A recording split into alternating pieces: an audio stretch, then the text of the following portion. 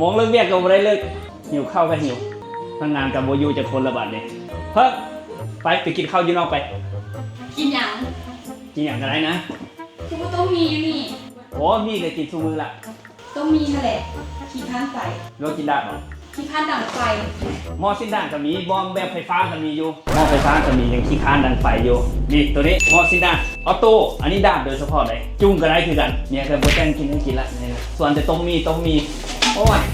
อันนี้จะเป็นหน้าเตาแบบเคลือบได้มันจะบุติดหม้อเคลือบนอนสติ๊กตัวนี้ขนาด1,900 บาทแห้งได้ใจได้กินประมาณ4 คนหรือ5 คนเนี่ยโอ้พอดีงามเลยเนาะคันผู้หิวแห้งไปกิน10 คนยังโบไหวเนาะฮ้อนบ่ทันกันกินเป็น10เนาะ4-5 คนครอบครัวนึงพอดีเลยตัวนี้จะเป็นเครื่องแบรนด์แท้สูตรไทยได้นี่เบิ่งสายเสียบมันกันง่ายๆสายไฟก็ใหญ่ได้มีปลั๊ก3 สายมีมาตรฐานอุตสาหกรรมมอก.ได้อันนี้ปรับระดับได้5 ระดับมินแม็กเดี๋ยวมาเบิ่งจะมาให้ซิดากินราคากับโบแพงเลยเนาะ850,000 กีบเท่านั้นนี่เบิ่งตัวเครื่องอันนี้เป็นสแตนเลสยังงามเลยล้างอนามัยก็ง่ายมันจับกับโบได้เกะกะโบได้เป็นบอลสะสมเชื้อโรคนี่เป็นเหล็กเคลือบสแตนเลสตัวนี้หน้านี้เป็นหน้าเคลือบเลยได้ไปเอซิดากิน